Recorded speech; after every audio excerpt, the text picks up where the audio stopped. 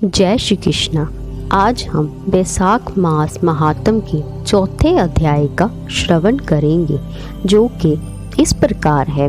नारद जी बोले, हे राजन, जैसे रसों में दूध, दूध से दही और दही से घृत उत्तम है, ऐसे ही मासों में कार्तिक मास, कार्तिक से माघ तथा माघ से बैसाख मास अधिक है। इसमें धर्म करना बरगद की 12 तरह बढ़ता है। मेघ की संक्रांति में मधुसूदन भगवान का ध्यान तथा प्रातःकाल स्नान करके विष्णु का पूजन करें और नीचे लिखे मंत्र से मधुसूदन भगवान की प्रार्थना करें। हे मधुसूदन देवादिदेव, मैं बैसाख की संक्रांति भर प्रातःकाल स्नान करने की कामना करता हूँ।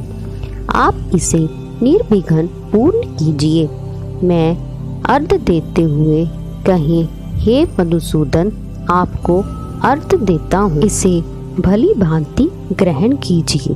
गंगा आदि भी तीर्थ सब जलाशय मेरे दिए हुए अर्घ को प्रसन्नता से ग्रहण करो और मुझ पर प्रसन्न होकर यथोचित फल दीजिए।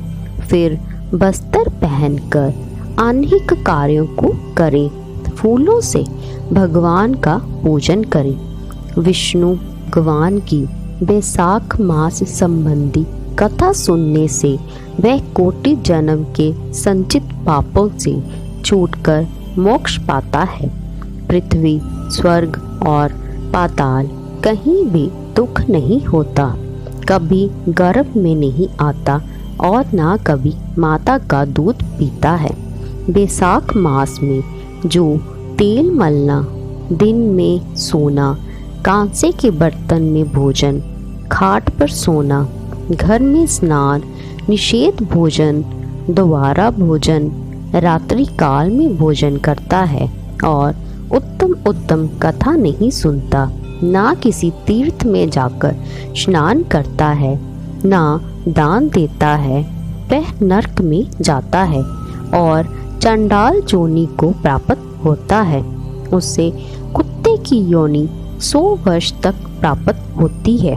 फिर गधे व खच्चर की योनि प्राप्त कर नरकगामी होता है। 1000 ब्राह्मणों की हत्या का पाप किसी तरह दूर हो जाता है, परंतु बैसाख मास में स्नान आदि ना करने से उसका पाप कभी दूर नहीं होता।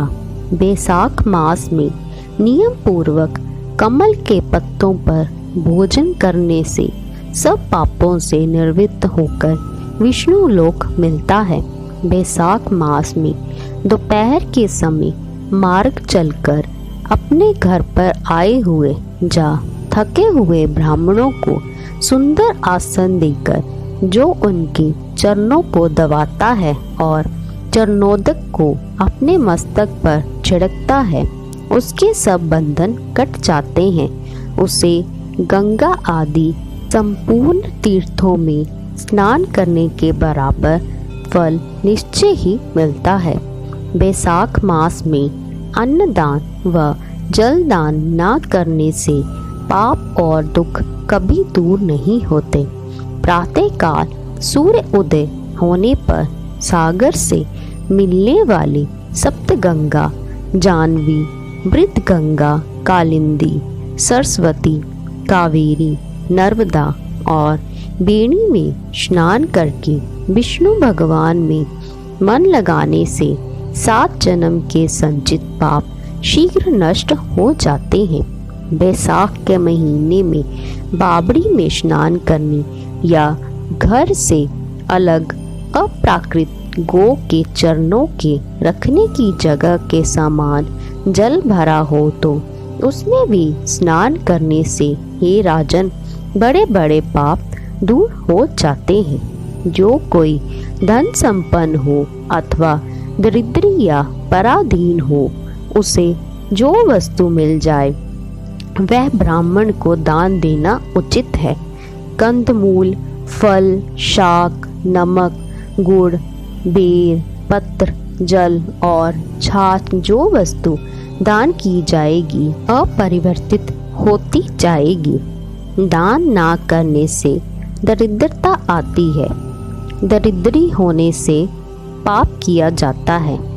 पाप करने से नरक मिलता है। इसलिए सुख की इच्छा करने वाले को अवश्य दान करना चाहिए। कोई बड़ा मकान अच्छा, सुंदर और सब सामग्रियों से शोभायमान हो, मगर उस पर छत ना हो तो शोभा नहीं पाता। जैसे दया ना हो पर सब गुण वृथा हैं। जैसे उत्तम छाछ भी बिना नमक के स्वादिष्ट नहीं लगता। जैसे कोई क्रूपवती स्त्री श्रृंगार होने पर भी अच्छी नहीं लगती, ऐसे ही वैशाख मास में जो धर्म कर्म या स्नान आदि नहीं करता, उसका किया सब व्यर्था है। वैशाख मास में तीर्थ यात्रा, जप, यज्ञ, दान और होम आदि का फल भी अधिक होता है और तुरंत फल मिलता है। मधुसूदन भगवान इसके देव हैं। जिसने किसी प्रकार भी वैशाख मास में मधुसूदन भगवान का पूजन नहीं किया, वह मूढ़ बुद्धि सूकर की योनि पाता है। जो तुलसी दल से वैशाख मास में मधुसूदन भगवान की पूजा करता है, वह सार्वभौम राजा हो कोटि जन्म तक अनेक सुख भोगता है और फिर अपने करोड़ कुलों को लेकर विष्णु की संयुक्त मुक्ति को पाता है। इस प्रकार वैशाख महात्म का चौथा अध्याय समाप्त होता है। जय श्री कृष्ण।